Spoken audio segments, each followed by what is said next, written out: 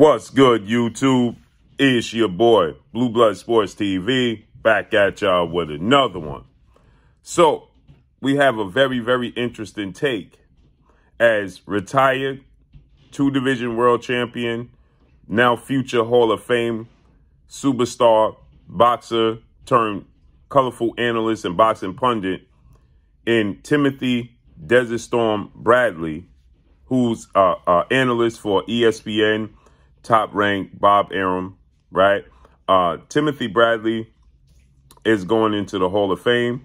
Okay, he's going to be inducted into the Hall of Fame this June, okay? Timothy Bradley, he finished his career with 33 wins, 2 losses, 1 draw, 13 wins by way of knockout, 5'6" with a 69-inch arm reach.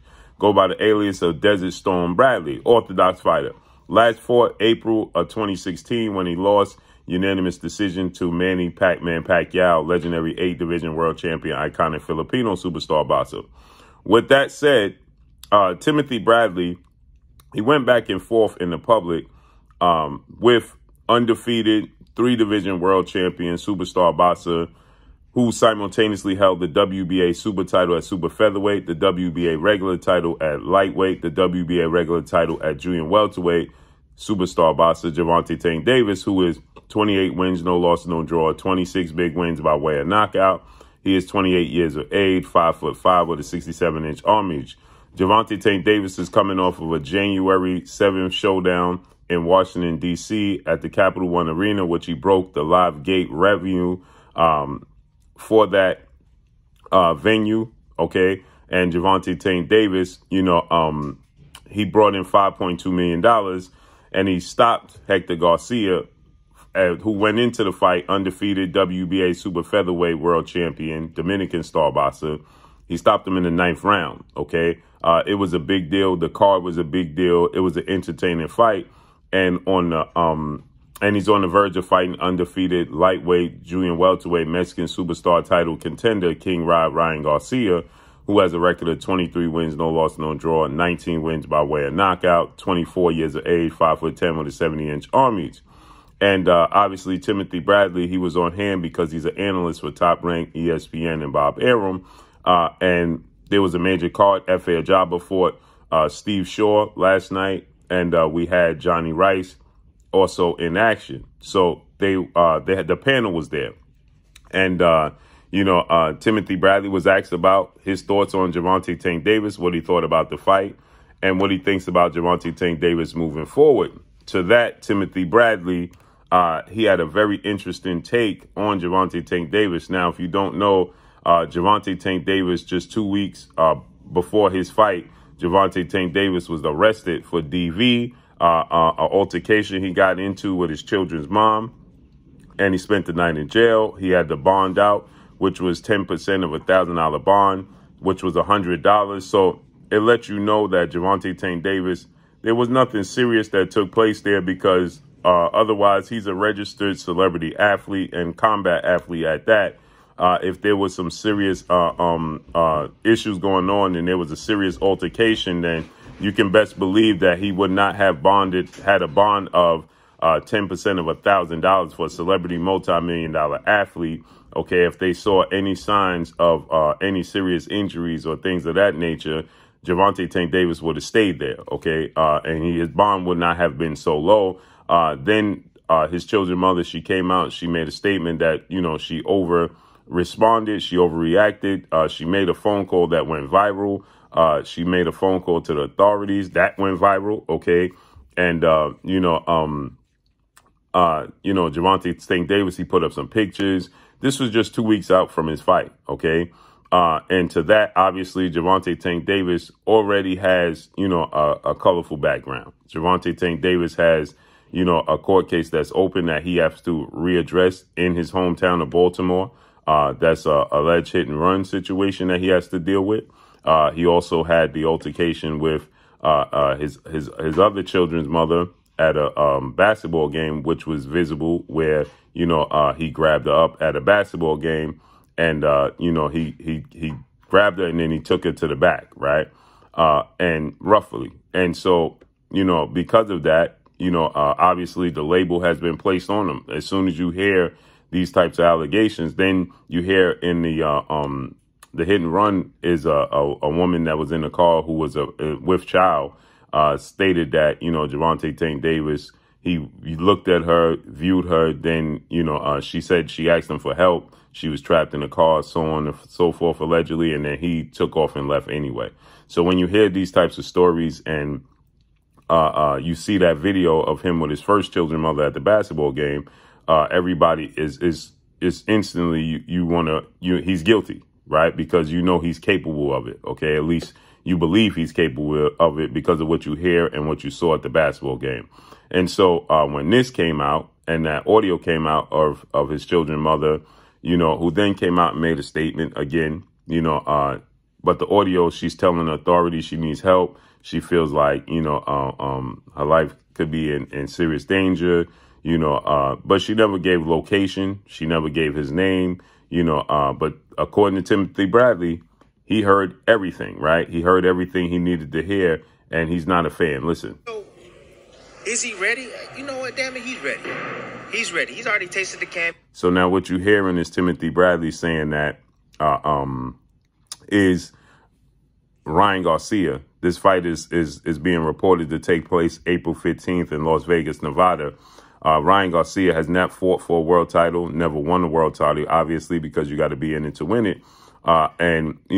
He just had one big fight that many people point to, and that's Olympic gold medalist, British star, lightweight title contender Luke Campbell. So what Timothy Bradley is saying that, is he ready? He's talking about, is Ryan Garcia ready for a fight in the magnitude of a Gervonta Tank Davis, right? So he starts off by saying, is Ryan Garcia ready? And then he goes on to say, well, you know what? He is ready, right? Because he just wants to see somebody beat Gervonta Tank Davis, and he's going to explain that. Listen. He knows what that feels like. He can punch. He has great size over Tank as well. And I'm rooting for him. I want him to win. So you hear Timothy Bradley, he says, I'm rooting for him. I want him to win, right? And then now he's going to get into the portion why he wants Ryan Garcia to win, right? So not only does he want Ryan Garcia to win, but he wants Ryan Garcia to knock out Gervonta Tank Davis and humble Gervonta Tank Davis, right? And again, I understand the frustration. I am somebody that has 4 daughters, 5 sisters, daughters-in-laws, and a wife and a mom, right? So I understand, how this can be viewed, but I also understand on the flip side that we have to be careful with placing blame on somebody when we don't know all the details just because of their past, okay? So, listen. I'm not a fan of Tank. I'll be honest with you. I'm not a fan of him. So you see, he says, I'm not a fan of Tank. I'm going to be honest with you. I'm not a fan of him, right? And now the reporter's going to ask him, is it because of the tweets? Because when Timothy Bradley reportedly was going to be inducted to the Hall of Fame, Gervonta Tank Davis tweeted out that Timothy Bradley was not a good fighter, okay? And, Timothy Bradley goes on to say, well, the fighters on my resume, you couldn't beat, but I could beat everybody on your resume. I'm not a fan of what he does and how the way he operates outside the ring, and I want Ryan Garcia to knock his ass out. Knock him. So you hear him. He said, I want Ryan Garcia to knock him out, right?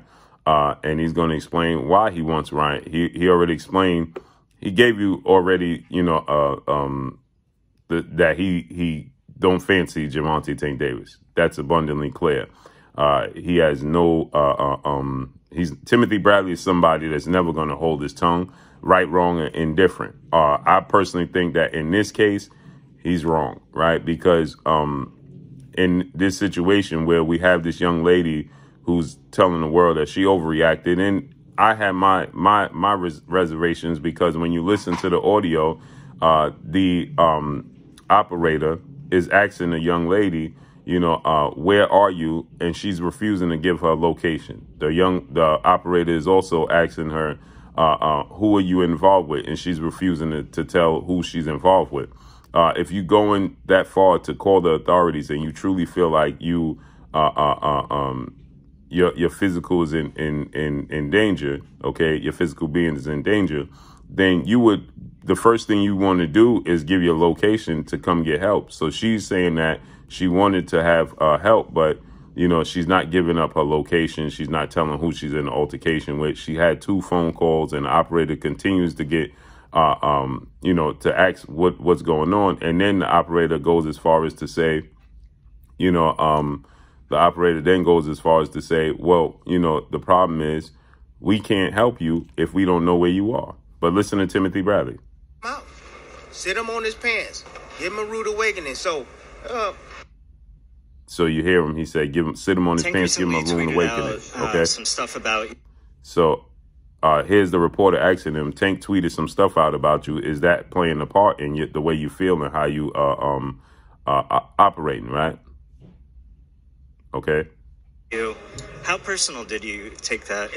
So the reporter's asking him, how personal did you take the tweets and the back and forth with you and Tank? Is that factoring into it? It's not personal. Everybody has their opinion. It's not personal. I just don't. I don't like the guy because of that. I just don't like the guy for what I hear and what I see. You know. Then he I think he's a. So then he goes on to say, I think he's a piece of. You can fill in the blank, right? And then he says, my dad told me any man that goes that far with a woman, you know, is not a true man, right? Again, this is a very tricky, you know, situation because, you know, at the end of the day, I understand your viewpoints of Gervonta Tank Davis because of that video that was, you know, that went viral, you know, and, you know, many people viewed that, saw that, and then they started to say, you know, well, this dude is not a good dude. You understand what I'm saying? People automatically, you know, so from there forward, then you have the story with the young lady that's saying, you know, that Gervonta Tank Davis, you know, had the hit and run at the scene, so on and so forth. You know, that's going to get people to automatically place blame on Gervonta Tank Davis. Okay, he's going to be guilty in any kind of situation that involves this type of scenario. He's automatically going to be guilty till proven innocent. Point blank and period. That's just how, you know, that's how this situation is going to. It's a very sensitive situation. Point blank and period. And Timothy Bradley is well into, you know, his rights to have this, you know, have him qualms and how he feels. You know, I just think that, you know, we got to let things play out, and we can't always just place blame and say, well, this guy's guilty because of his past.